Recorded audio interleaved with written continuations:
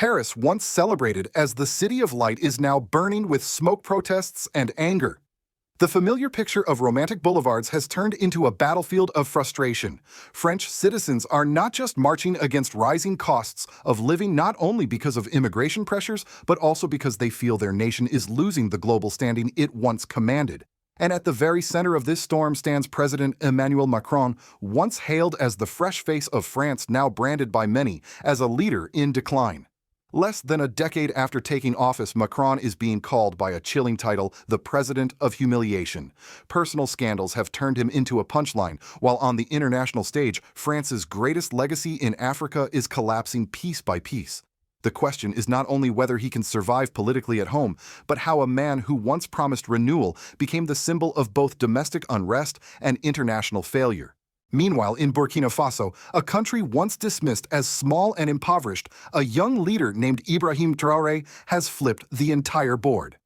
He expelled French troops, tore up long-standing agreements, and reignited a spirit of sovereignty across the Sahel. His bold defiance has not only reshaped his own nation, but also inspired neighboring countries to follow. In doing so, Traoré struck directly at the very foundation of Macron's foreign policy, France's dominance in Africa. So is Africa's rise the true reason Paris is now trembling? And is Ibrahim Traoré writing a new chapter in history at the very moment Emmanuel Macron fades into political darkness? Stay with me as we dig deeper into this turning point that connects Paris and Ouagadougou power and resistance, decline, and rebirth. And if you believe that what is happening in Burkina Faso and across Africa is a story the mainstream media doesn't want you to hear, then subscribe and share this video. Because truth matters more than headlines. When we look at France today, it is impossible to separate the chaos on the streets from the unraveling of its power abroad. Protesters may chant about inflation, jobs, and immigration, but beneath all of it lies a deeper truth. France is being shaken not only by internal fractures, but by the collapse of its influence in Africa. This is the central event that defines Emmanuel Macron's presidency, the downfall of a French empire that lasted for centuries now being dismantled before our eyes. From the very beginning of his presidency in 2017, Macron tried to strike a delicate balance. He spoke boldly in public, declaring that colonialism was a crime against humanity. He promised a new era of equality with Africa, one in which Paris would turn the page on the dark chapter of France-Afrique, the informal system of political and economic dominance that allowed France to keep its grip long after official independence. On paper, these words sounded revolutionary. For a moment, it seemed that a French leader might finally acknowledge Africa as an equal partner rather than a dependent child. But policy is louder than rhetoric. Despite his progressive speeches, Macron doubled down on France's military presence in the Sahel. He insisted that French forces were a shield against jihadist terrorism and that without France, countries like Mali, Niger, and Burkina Faso would collapse under extremist violence. To many Africans, this sounded less like protection and more like occupation. They saw French soldiers not as liberators, but as an extension of colonial rule. The contradiction could not last forever. By the early 2020s, public opinion in West Africa had shifted dramatically. Young Africans in particular, a generation raised on social media with access to global conversations about sovereignty and justice, rejected Paris's paternalistic narrative. They no longer accepted the idea that France had the right to dictate their security, their economies, or their politics. Protests erupted in Ouagadougou, Bamako, and Niamey.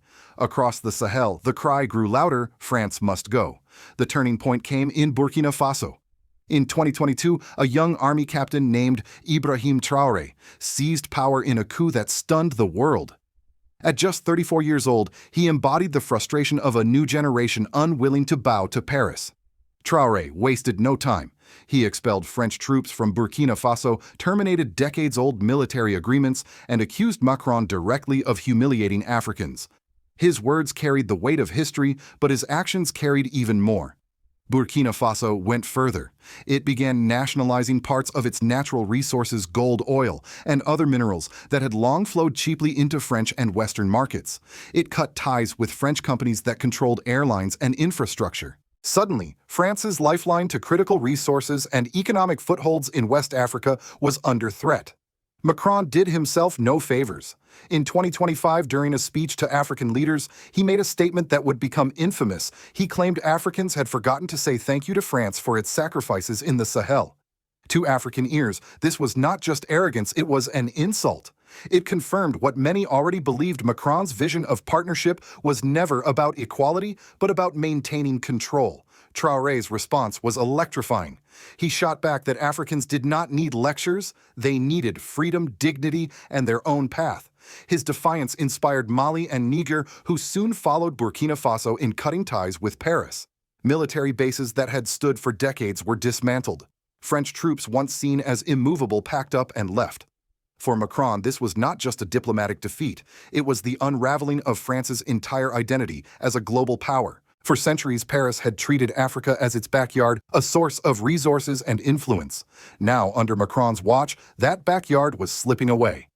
At the very moment he tried to present himself as a reformer, Africa turned its back, led by a young soldier who represented everything Macron could not control. This is the central event: France, once an empire reduced to retreat. Macron, once the face of renewal, now mocked as the president who promised progress but delivered humiliation. And at the heart of it all, Ibrahim Traoré, the man who dared to tell France no more. The true climax of Emmanuel Macron's downfall came not in the streets of Paris, but on a stage where his own words lit the fire that consumed his reputation. In 2025, Macron stood before African leaders and declared that the continent had forgotten to say thank you to France for its sacrifices in the Sahel. To him, it was perhaps a careless remark, an attempt to remind the world of France's role in fighting terrorism. To Africa, it was a slap in the face. It exposed everything Africans had suspected for decades, that behind the promises of equality, France still expected gratitude, obedience, and submission. That single phrase became the spark that set off a wave of fury. African media replayed his words endlessly. Commentators called it arrogance. Ordinary citizens in Burkina Faso, Mali, and Niger called it an insult to their dignity. Even leaders who once cooperated with France could not defend him. Macron's comment crystallized the resentment of a generation that was already fed up with Paris. It was Ibrahim Traoré who gave that resentment a voice. The 34-year-old leader of Burkina Faso did not mince words. He accused Macron of humiliating Africans, of pretending to be a partner while acting like a master. More importantly, Traoré matched his words with action. He expelled French troops, ordered the closure of military bases, and ripped up security agreements that had defined Franco-African relations for decades. His defiance was not just political theater, it was a real physical dismantling of France's presence in West Africa. The reaction across the region was electric. In Mali and Niger, leaders took inspiration from Burkina Faso and soon demanded French forces leave their soil as well. What had begun as one small country's rebellion turned into a regional earthquake. France, the former colonial giant, was now being told to pack its bags by the very nations it once controlled. And the shockwaves did not stop there. French companies that had dominated African industries for decades suddenly found themselves unwelcome. Airlines were forced out, mining contracts were canceled, oil and gold concessions were renegotiated under new terms that favored African governments instead of French corporations.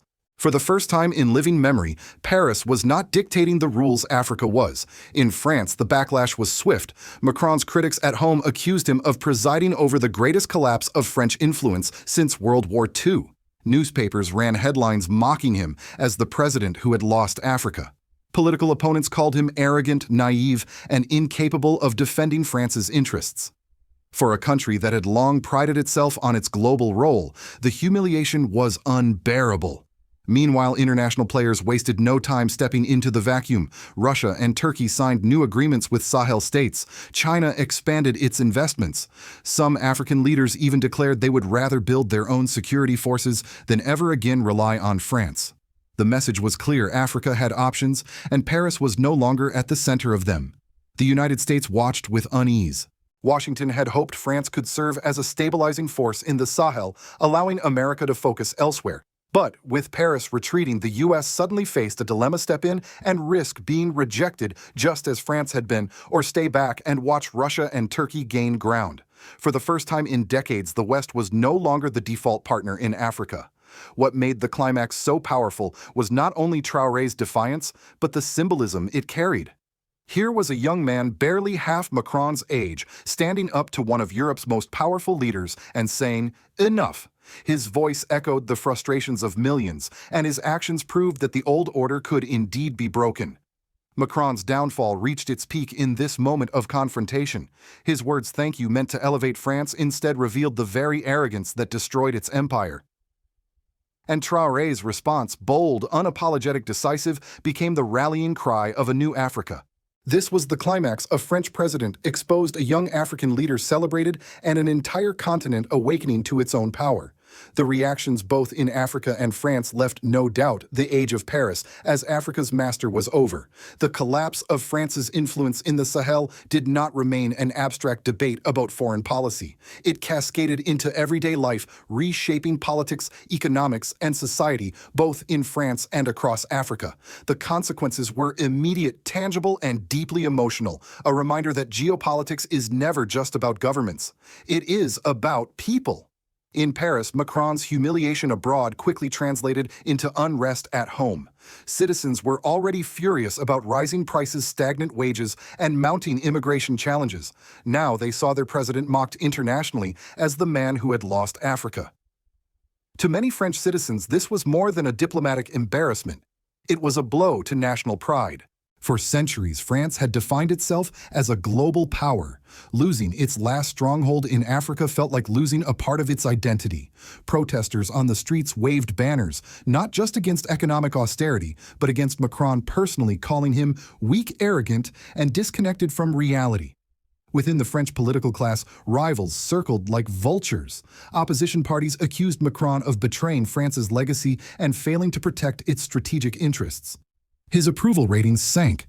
Even allies whispered that his gamble on Africa had backfired disastrously.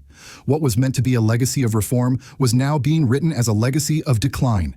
But while Macron faltered, something very different was happening in Africa. In Burkina Faso, Mali, and Niger, the expulsion of French troops and companies was celebrated as a national rebirth. For decades, ordinary citizens had watched foreign soldiers patrol their streets and foreign corporations siphon off their resources. Now, for the first time in generations, they felt ownership of their own destiny. In Burkina Faso especially, Ibrahim Traoré's reforms reshaped daily life. Mines that had once been operated by French corporations were reclaimed with profits redirected to national projects. Local airlines, once overshadowed by French carriers, began hiring young Africans to staff and manage fleets. Farmers who had long sold their crops at unfair prices to foreign markets now spoke of state-led initiatives to secure better deals. The streets of Ouagadougou buzzed, not with resentment but with a cautious pride their government was finally acting in their interest. This new sense of sovereignty came with challenges. Nationalizing industries required expertise and infrastructure that did not appear overnight. Yet even the struggles were viewed differently. Instead of blaming Paris or Washington, citizens began debating how they themselves could solve these problems. The political conversation shifted from dependency to accountability. On a broader political level, the rejection of France reshaped alliances. The African states of the Sahel increasingly cooperated with one another, finding strength in solidarity. Leaders emphasized regional solutions rather than waiting for instructions from Europe. For the first time in decades, Africa was not speaking with a French accent, it was speaking with its own. The symbolism mattered as much as the policies. Images of French soldiers boarding planes and leaving African soil were broadcast across the continent. For young Africans, it was proof that resistance was not futile. For older generations, it was vindication after decades of humiliation.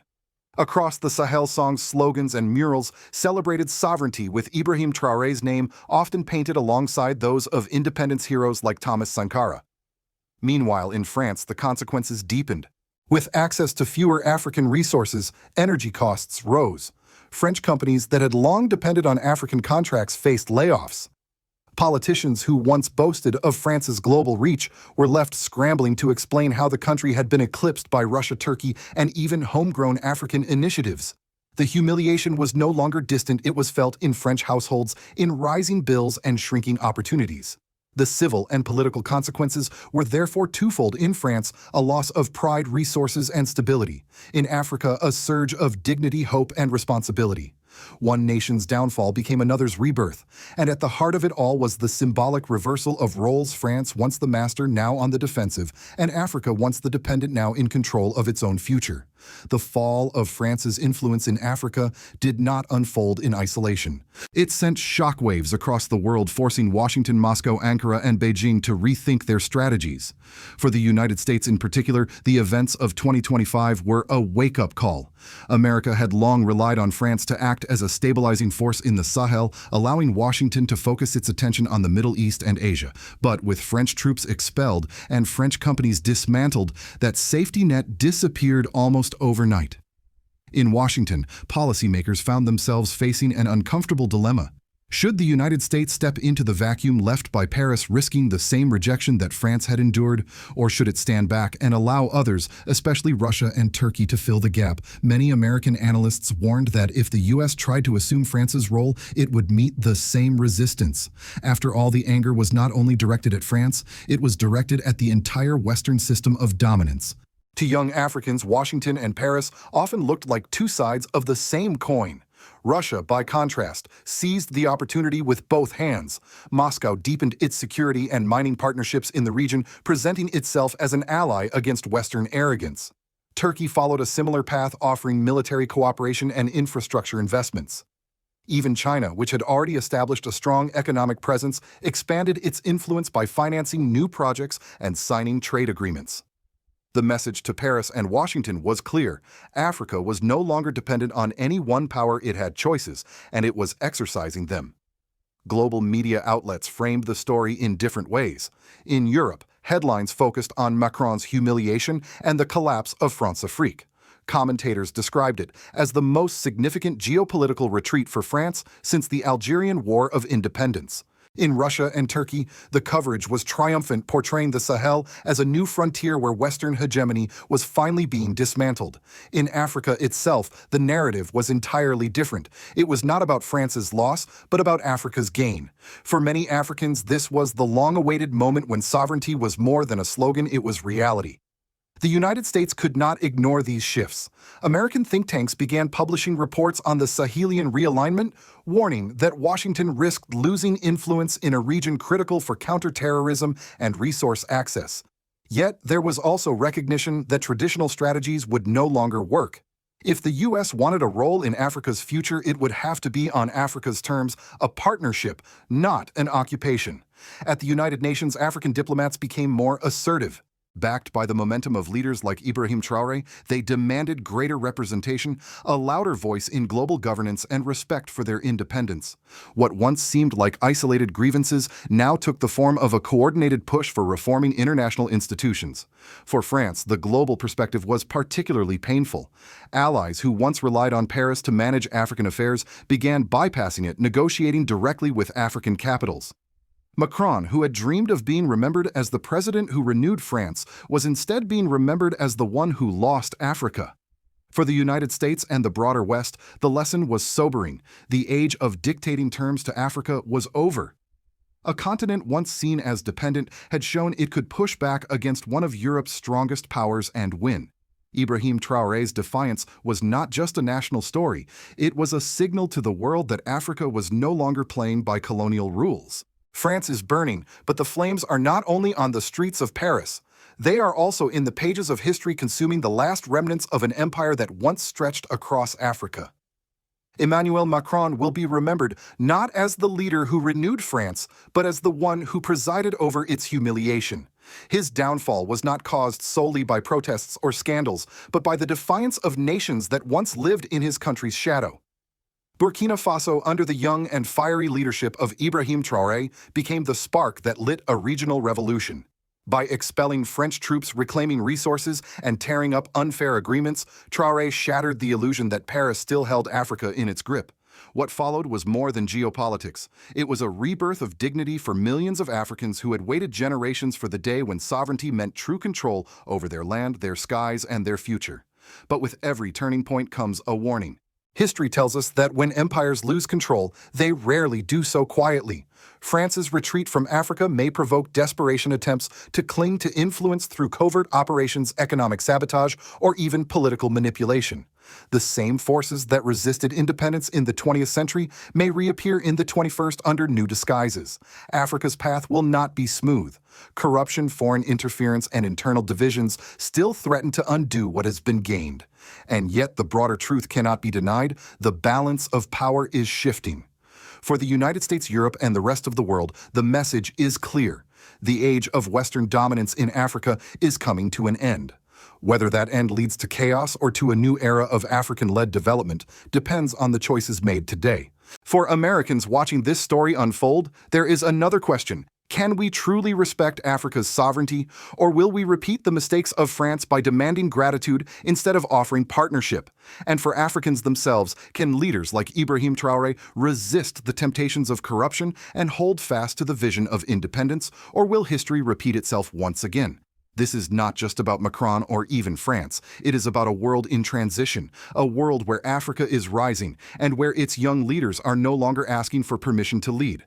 So I ask you, do you think that President Ibrahim Traoré's national reform strategies are truly effective yet? Can we continue to trust President Ibrahim Traoré, or should we support someone else to succeed him? Your thoughts matter, because this is not only Africa's story, it is a global one. Please share if you feel that you are one of the first to know about and support President Ibrahim Traoré. Subscribe if you believe that the truth is more important than the headlines. The fire in Paris may one day be extinguished, but the fire in Africa has only just begun to burn.